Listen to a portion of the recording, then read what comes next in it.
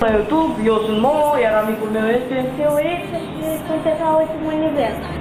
Astăzi ne-am gândit să facem o emisiune, este prima oară și astăzi vom discuta despre pagina noastră, channel-ul nostru de YouTube și despre referendum. Avem o conexiune la internet, după cum v-am spus, da? Vom intra acum pe channel-ul nostru.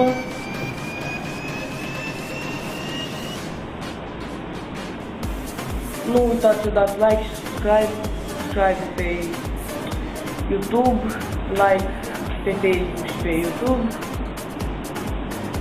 Am postat pe TPU un anunț și oricum dacă vedeți pe o știți pe cineva care se uită vlogul sau oricum, dați la oricine și eu să dea mai departe.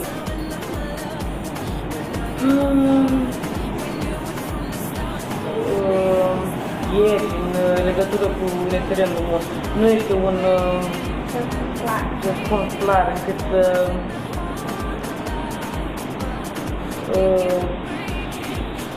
părinții noștri au fost la vot.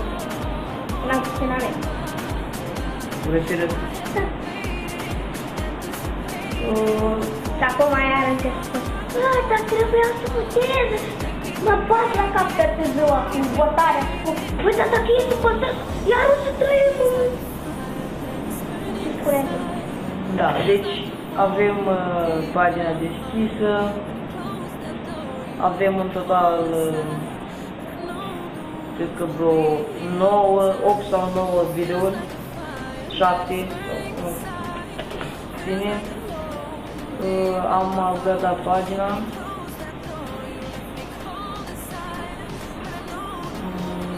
Gata, s-a făcut. În primul rând, aseară când am văzut la televizor a apărut 46% în loc de 50+1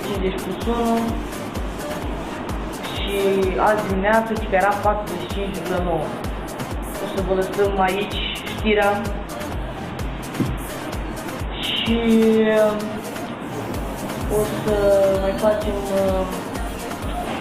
un fel de video tutoriale. O să vă arătăm cum edităm videourile, o să facem un video la videoul acesta. Nou cont avem la Meche, da. m-am lăsat.